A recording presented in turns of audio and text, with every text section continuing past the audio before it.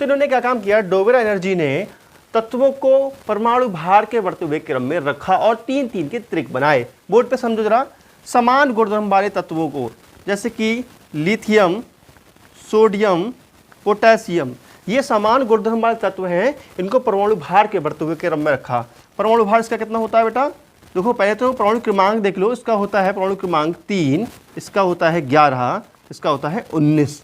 भार देखते हैं, भार इसका होता है 7, इसका होता है 23, इसका होता है 39। तो जो डोबेरा एनर्जी थे, इन्होंने तत्वों को, समान गुणधर्म वाले तत्वों को परमाणु भार के बढ़ते हुए क्रम में रखा। भार देखो 7, 23, 39 परमाणु भार का बढ़ता हुआ क्रम है ये। और उन्होंने बताया जो मध्य वाला तत्व है, जो बीच वाला, इस त्रिक में जो बीच वाला तत्व है, इसका जो द्रव्यमान है वो पहले तत्व के और लास्ट तत्व के द्रव्यमान का औसत होता है। नहीं समझ में आया? अभी समझ में आएगा। देखो बेटा, पहले और अंतिम तत्व के द्रव्यमान का औसत कैसा निकालते हैं, देखो ये देखो बेटा, पहले तत्व के और अंतिम तत्व के द्रव्यमान का औसत। तो औसत निकालने के लिए क्या काम करेंगे, हम लोग दोनों के द्रव्यमानों को जोड़ करके आधा कर देंगे। तो 7 + 39/2 ये हो जाएगा 46/2, अर्थात कैंसिल आउट कर देंगे तो आ जाएगा 23। तो ये 23 भार आ गया, जो कि आप देख रहे हैं कि ये सोडियम का भार होता है। बात समझ में आ रही है? तो डोबेरा एनर्जी ने क्या काम किया, जो समान गुणधर्म वाले तत्व थे उनको परमाणु भार के बढ़ते हुए क्रम में रख करके त्रिक बनाए। ठीक है, मतलब 3-3 के त्रिक बनाए और बताया जो मध्य वाला तत्व होता है इसका भार पहले तत्व के भार और अंतिम तत्व के भार का औसत होता है। आई बात समझ में? एक आध त्रिक और देखते हैं। चलो देखो बेटा, नेक्स्ट त्रिक देखते हैं। दूसरा उन्होंने क्या काम किया, जैसे कि इन्होंने क्लोरीन का, देखो बेटा क्लोरीन है, ब्रोमीन है और आयोडीन है। ठीक है, इसका होता है 35.5, इसका होता है 80 भार होता है बेटा, इसका होता है 127। ठीक है, एटॉमिक नंबर देखें तो इसका 17 होता है, इसका 35 होता है और इसका होता है 53। आप सोचते होंगे सर जी ये भार कैसे याद करें, ये भार आपको याद करने की जरूरत कुछ नहीं है। ठीक है ना, आपको खाली एक एग्जाम्पल याद रखना, मैं 2 एग्जाम्पल बता रहा हूँ, आपको एक ही याद रखना है। और भार लगभग 2 गुना होता है। देखो इसका दोगुना लगभग 2 गुना ही है। ठीक है, तो बाबर सारणी में भार दिए हुए होंगे, चाहो तो याद भी रख सकते हो, इन तीनों को याद रख लेना। अब देखो बेटा, इनमें क्या होता है, इनमें पहले और अंतिम तत्व को जोड़ो, पहले और अंतिम तत्व के भार को जोड़ो, देखो कितना आता है। पहले और अंतिम तत्व के भार को जोड़ करके औसत निकालो इसका, तो इसका औसत देखो कितना आता है, 35.5 + 127/2।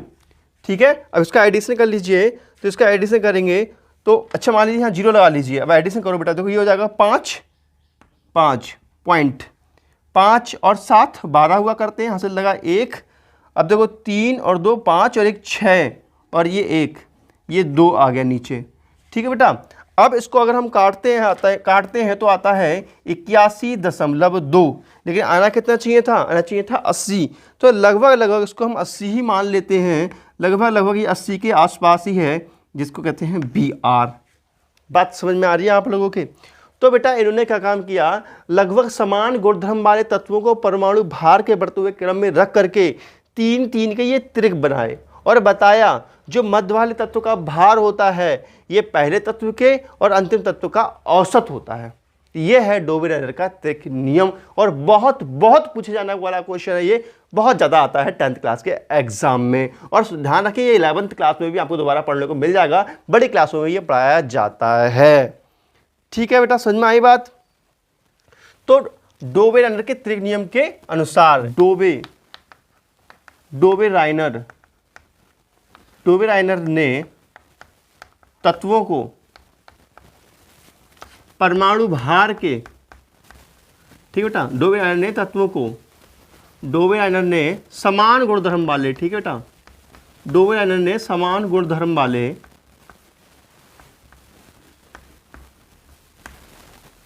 तत्वों को, डोबेराइनर ने समान गुणधर्म वाले तत्वों को परमाणु भार के बढ़ते हुए क्रम में रखा। बढ़ते हुए क्रम में रखा, बढ़ते हुए क्रम में रखा और 3 3 और 3 3 के त्रिक बनाए, और 3 3 के त्रिक बनाए, 3 3 के त्रिक बनाए। और इन्होंने स्पष्ट किया कि 3 3 के त्रिक बनाए, 3 3 के त्रिक बनाए, और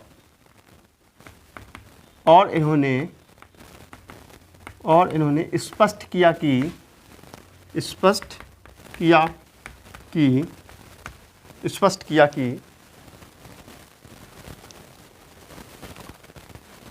बीच वाले तत्व का भार, बीच वाले तत्व का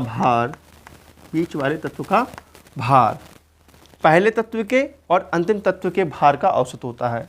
बीच वाले तत्व का भार पहले तत्व के और तीसरे तत्व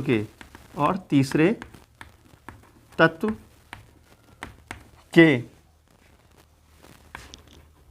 भार का औसत होता है, भार का औसत होता है। बात समझ में आई? ये त्रिक नियम समझ में आया? त्रिक नियम के अकॉर्डिंग नहीं बताया था, यदि तत्वों को परमाणु समान गुणधर्म वाले तत्वों को, उन्हें बताया समान गुणधर्म वाले तत्वों को परमाणु भार के बढ़ते हुए क्रम में रखा जाए, तब उन्होंने यह स्पष्ट किया, बड़ा कर बेटा देखो, उन्होंने समान गुणधर्म वाले तत्वों को परमाणु भार के बढ़ते हुए क्रम में रखा और 3 3 त्रिक बनाए, और उन्होंने बताया कि जो मध्य वाला तत्व होता है इसका भार लगभग पहले वाले और अंतिम वाले तत्व के औसत के भार के बराबर होता है। मुझे उम्मीद है आपको बिल्कुल स्पष्ट हो चुका होगा, ठीक है। लेकिन इस प्रकार सभी तत्वों के, जो तत्व उस वक्त याद थे, सभी तत्वों के त्रिक नहीं बनाए जा सके, इसलिए उनका यह रूल भी फेल रहा। ठीक है बेटा, तो एक पॉइंट लिख लेंगे, इस प्रकार सभी तत्वों के त्रिक नहीं बनाए जा सके। इस प्रकार सभी तत्वों के त्रिक नहीं बनाए जा सके।